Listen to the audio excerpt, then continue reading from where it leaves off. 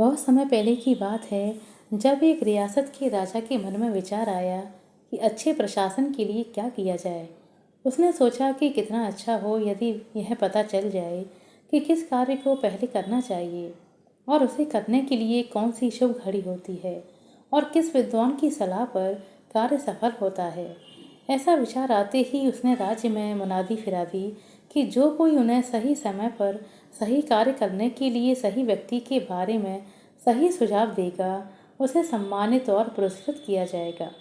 कई विद्वानों ने राजा के दरबार में जाकर अलग अलग सुझाव रखे। कोई कहता कि सही समय के लिए पहले से ही निर्धारित कार्यक्रम के अनुसार कार्य करना उचित होगा।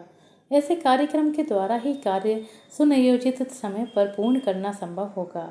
कोई और कहता कि कार्यक्रम बनाने के समय को नियंत्रित नहीं किया जा सकता, समय को बेकार नहीं गंवाना चाहिए और जिस समय जो कार्य अधिक प्रमुख लगे उसे पहले करना चाहिए।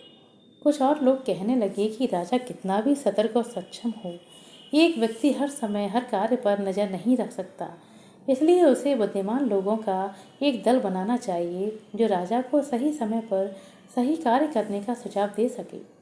कुछ पंडितों का सुझाव था कि मंत्रियों का एक दल बनाया जाए, तो कुछ और ने कहा कि भविष्य में क्या होगा इसकी जानकारी तो किसी भविष्य वक्ता को ही होगी, इसीलिए भविष्यवाणी करने वालों की सहायता ले लेनी चाहिए जो राजा को सही समय की जानकारी दे सकते हैं।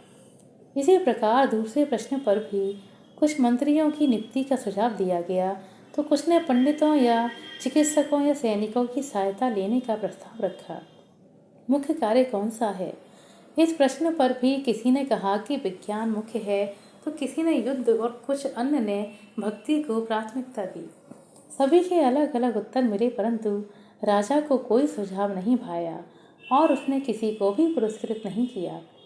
उसके मन में उत्तर खोजने की जिज्ञासा तीव्र होने लगी। उसे पता चला कि एक ज्ञानी ऋषि जंगल के एक आश्रम में रहते हैं।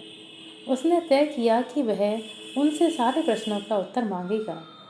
उसे पता था कि यह ऋषि ना किसी से मिलते हैं और ना ही आश्रम छोड़कर बाहर कहीं जाते हैं, इसलिए उसने तय किया कि जंगल के उस आश्रम में वह एक साधारण व्यक्ति की तरह ही जाएगा। साधारण वेशभूषा में राजा जंगल की ओर निकल पड़ा। जैसे ही वह आश्रम के करीब पहुंचा, उसने अपने सैनिक दल को वहीं रुकने के लिए कहा और वह अकेला आश्रम की ओर चल पड़ा। आश्रम पहुंचकर राजा ने देखा कि एक वृद्ध आंगन में खुदाई कर रहा है। राजा ने उसे प्रणाम किया। उस वृद्ध ने प्रणाम का उत्तर दिया और अपने काम में लग गया। एक सूखी काया के श्रम को देखकर राजा ने सोचा कि खुदाई करते करते थक गया होगा, तो क्यों ना उसकी सहायता कर दी जाए। सहायता के लिए आगे बढ़ते देखकर भी वृद्ध अपने कार्य में जुटा रहा।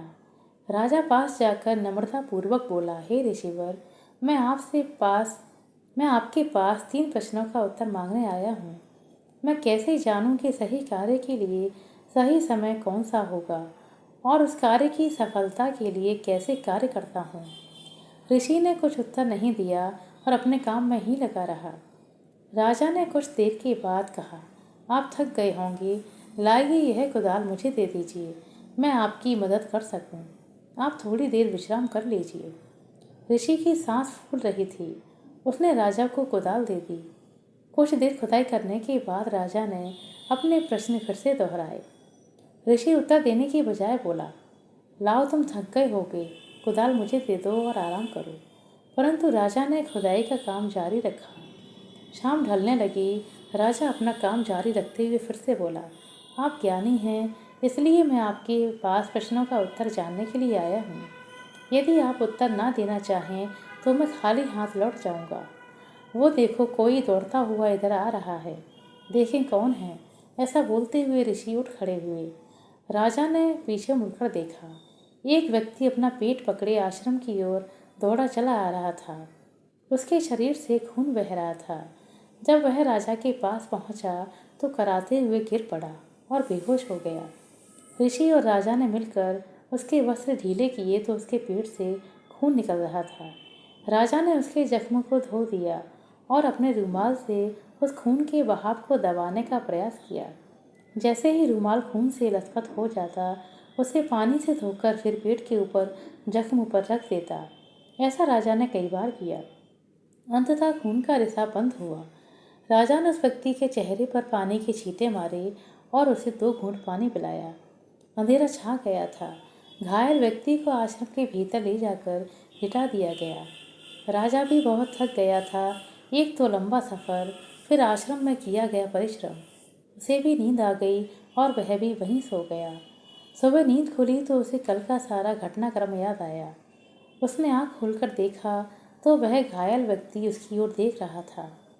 धीमे स्वर में वह घायल व्यक्ति कह रहा था, मुझे क्षमा करना, मैं तुम्हें जानता भी नहीं, तो फिर क्षमा किस बात की? राजा ने पूछा। व्यक्ति ने कहा, आप मुझे नहीं जानते, लेकिन मैं आपको जानता हूँ। आपके उस दुश्मन भाई मैं उस आपके उस दुश्मन का भाई हूँ जिसे आपने मार दिया और उसकी सारी संपत्ति छीन ली थी। मैंने प्रण किया था कि मैं भी आपकी हत्या करके बदला लूँगा। इसी इरादे से मैं आश्रम की ओर आ रहा था। रास्ते में आपके सिपाहियों ने मुझे पहचान लिया और मुझ पर आक्रमण कर दिया। किसी तरह जान बचाकर भाग आया। यदि आपने मेरा उपचार ना किया होता तो मैं मर जाता। इस जीवन दान के लिए मैं आपका हमेशा ऋणी रहूँगा और जीवन भर मैं आपकी सेवा में रहूँगा। मुझे क्षमा कर दें। राजा प्रसन्न हुआ कि उसके एक दुश्मन से आज उसकी सुलह हो गई। जब वह आश्रम से बाहर निकला तो ऋषि को आंगन में बीज रोपते हुए देखा। अंतिम बार अपने प्रश्नों का उत्तर जानने के लिए वह ऋषि के पास पहुंचा और उत्तर की प्रतीक्षा करने लगा। कुछ रुककर ऋषि ने कहा, तुम्हारे प्रश्नों का उत्तर तो मिल गया। राजा ने पूछा, वो कैसे? क्या मतलब है आपका? ऋषि ने कहा, तुमने देखा नहीं, यदि तुम मेरी थकी हालत पर रहम खाकर मेरी सहायता ना करते और लौट जाते तो वह व्यक्ति तुम पर आक्रमण करता। तब तुम्हें पछतावा होता कि रुक जाते तो इस आक्रमण से बच जाते। तो सही समय वह था जब तुम रुक गए और मेरे प्रति तुम्हारी सहानुभूति और सहायता मुख्य कार बन गए। बाद में जब वह घायल व्यक्ति हमारे पास आया तो वह समय और उसकी सहायता मुख्य हो गए। यदि तुम इसकी सहायता ना करते तो वह तुम्हारा मित्र बनने से पहले ही मर जाता। तो उस समय वह व्यक्ति मुख्य था और जो तुमने किया वह मुख्य कार्य था। याद रखो, समय वही मुख्य होता है जब तुम्हारे पास ताकत है। मुख्य व्यक्ति वही होता है जो तुम्हारे साथ खड़ा हो और मुख्य कार्य वही होता है जब तुम उसकी सहायता में जुटे हो, क्योंकि नियति ने उसे तुम्हारे पास इसलिए तो भेजा था। एक ही समय महत्वपूर्ण होता है और वह समय है जब हमारे पास कुछ करने की शक्ति है। वह व्यक्ति महत्वपूर्ण है जो समय तुम्हारे पास है। भले ही तुम उसे नहीं जानते, उससे भविष्य में संपर्क ना रहे।